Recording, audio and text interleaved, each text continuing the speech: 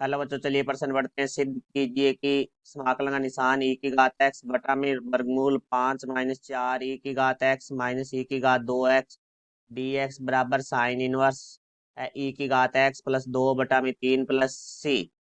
मुख्य अवधारणा।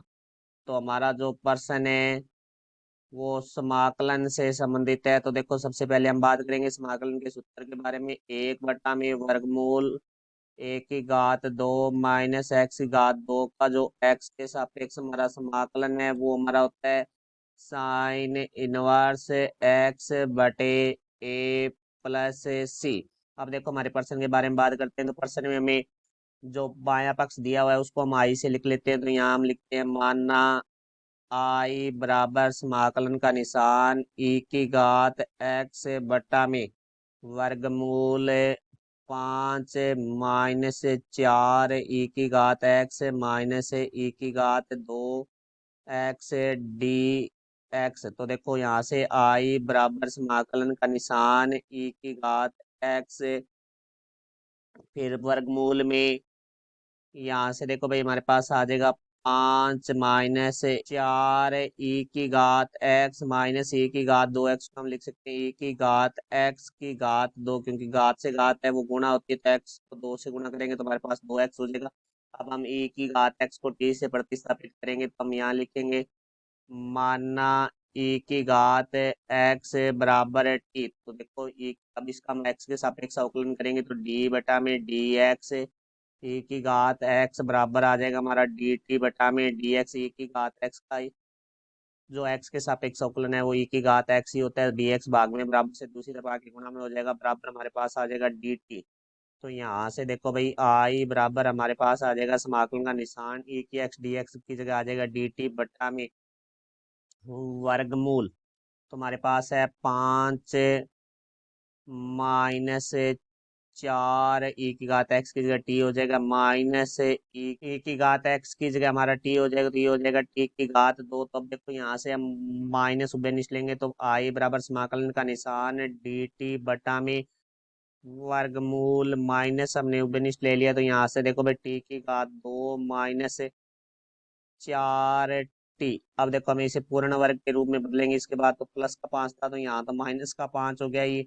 फिर देखो, टी का जो गुणांक है 4 उसके आधे का वर्ग जोड़ देंगे और आधे का वर्ग घटा देंगे। तो टी का गुणांक 4 है, 4 का आधा 2, 2 का वर्ग जोड़ देंगे और 2 का वर्ग ही हम घटा देंगे। तो यहाँ से देखो भाई हमारे पास जो टी की घात 2 है -4 टी है और प्लस 2 की घात 2 है, इससे हमारा एक पूर्ण वर्ग बनेगा वो कि हमारा a माइनस बी की घात 2 के सूत्र से बनेगा, जो कि होता है a की घात 2 -2ab प्लस बी की घात 2। तो पर्सन में हमें a की घात 2 -2ab प्लस बी की घात 2 के रूप में दिया हुआ, जहाँ a बराबर t है और b बराबर हमारे पास है 5 है।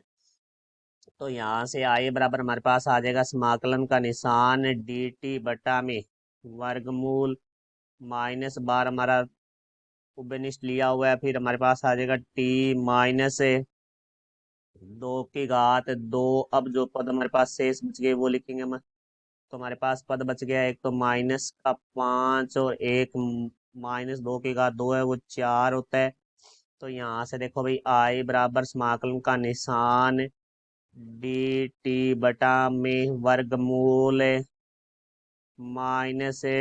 -टी -2 की घात 2 -5 और -4 है वो -9 होता है। तो यहाँ से हम t-2 को u से प्रतिस्थापित करेंगे तो मानना t-2 बराबर u। तो देखो, इसका हम टी के सापेक्ष अवकलन करेंगे तो 1 हो जाएगा इसका अवकलन और 2 का हमारा शून्य हो जाएगा। u का डी यू बटे डी टी हो जाएगा, डी टी भाग में बराबर से दूसरी तरफ भाग में गुणा में हो जाएगा। तो डी टी बराबर हमारे पास आ जाएगा डी यू। तो यहाँ से देखो आई बराबर हमारे पास समाकलन का निशान डी यू बटा में वर्गमूल माइनस का अंदर गुणा करेंगे तो माइनस का 9 था, ये प्लस का 9 हो जाएगा। ये प्लस की जो संख्या थी वो माइनस की हो जाएगी, परंतु t-2 की जगह हम लिखेंगे u। तो u की घात 2। तो यहाँ से देखो भाई आई बराबर हमारे पास आ गया समाकलन का निशान डी यू बटा में वर्गमूल 9 को हम लिख सकते हैं 3 की घात 2 -u की घात 2। अब यहाँ से हमने मुख्य अवधारणा में जो सूत्र लिखा है उस सूत्र का प्रयोग करेंगे तो आई बराबर हमारे पास आ जाएगा साइन